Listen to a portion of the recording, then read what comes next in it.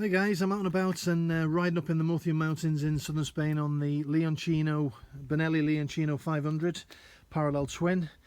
Really nice little bike to ride, bags and bags of power in this particular model. The parallel twin engine, really sweet, rides almost like a triple. With it being a parallel twin, both cylinders and both pistons are working in unison, I should say, so they're both up and down on the same stroke.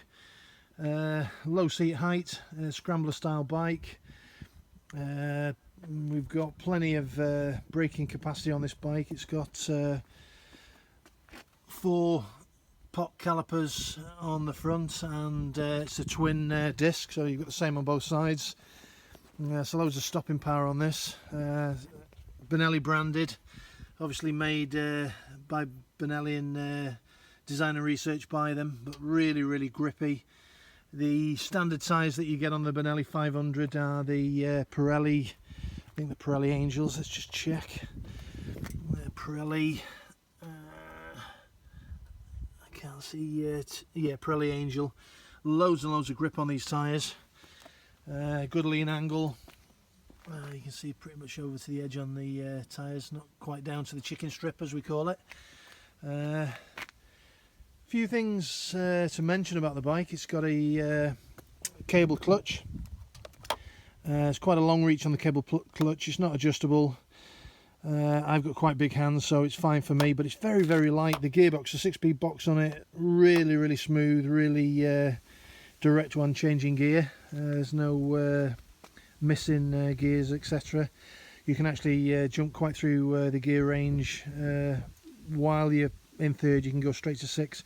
Just keep popping the clutch and keep popping it back in. There's no messing, so you can up a few gears or down a few gears with no problem. The design and build of the bike, from what I can see, general first impressions are good. As good as anything that come out of Thailand, Japan.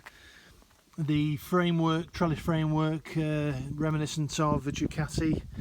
The old monsters come to mind when I look at the trellis on the bike. The exhaust note is really nice on this particular model. Huge catalytic converter underneath. You can see the size of that underneath the bike. It goes right under. A lot of people changing the cans on these to a straight through system. Water cooled. Got about a 3-gallon 15 litre or so tank on it. Quite economical. I don't exactly know the figures on it at the moment, but I'll look into that.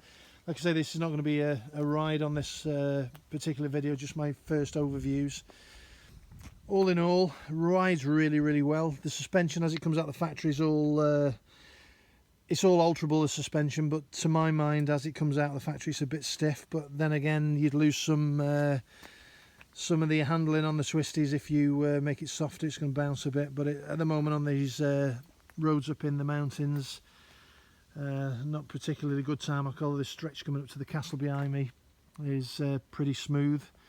You can see the castle up on the hill at the top there. So it's quite stiff, and if you're going over rough tarmac, it's quite bouncy.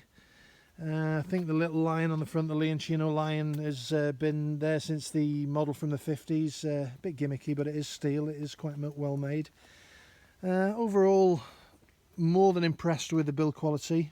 With it being a Chinese manufactured bike, a lot of people are obviously a bit trepidatious about getting a Chinese built bike, but to be honest, I think they're going to be taking over the market in a big way, especially the Japanese market. The Chinese, now they're putting out this build quality of bike, are going to really sort of step up the game and change things all around.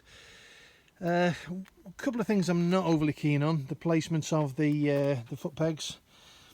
They're fine when you're riding, but actually when you stop and you get off the bike, they actually dig right into your legs where you're going to put your feet on the ground. So although it's a low height off the seat and you can manoeuvre it quite easily, you can foot the ground quite easily and be flat-footed sat on the bike, you've got to put your feet fairly wide, and if you try and put them behind the peg, you end up bashing your shins. On the opposite side,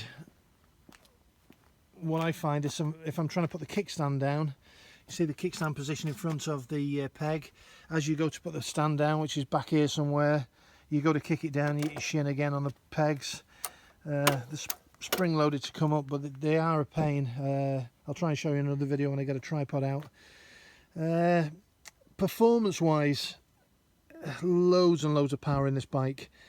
It's not a super sports bike by any means. It's not gonna compete with the R1s and the other super sports bikes, but third, fourth gear, 145, 150 kilometers in fourth, no problem. And you've got 2 more gears. You've got 6-speed box on this. Overtake on country lanes, third, fourth gear, plenty of power. Likewise on the motorway, the top speed is reported as being about 185, 188 kilometers an hour. I would think you're probably getting some overclocking there, so it's probably, if you're doing 185, you're probably doing about 170, maybe 175 maybe, so it's going to show slightly out. The fuel gauge I found on this particular model is a bit dubious, so keep your eye on that when you're using it. Put a full tank in, done about 60-70 clicks, and now it's showing somewhere near half a tank, so there has been reported problems with the fuel gauge, and people saying that they've got half a tank, quarter of a tank and running out of juice. So use the tripometer and try and gauge what you're doing on your mileage, pretty much as if you didn't have it. The clock on this particular model, it's got everything you need on there. It's got the outside temperature of the engine. It's got a clock on there. You've got a gear indicator, which is brilliant, a rev counter, so everything you need in front of you. Let's see if we can start it up. I'm not sure whether this particular model will start with a stick kickstand down, and it does. Try and get some of the sound of the exhaust for you. The standard stock exhaust is pretty nice.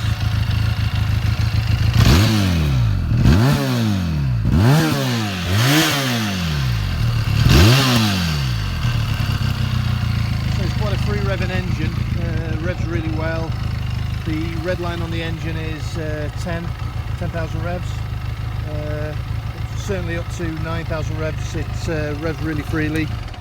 So all in all, quite a good package. What I'll do when I get a chance, I'll give it a few more ride outs. I'll get the GoPro out and a tripod, and we'll do some riding videos. But any questions you want to ask me about this particular model, go ahead and ask.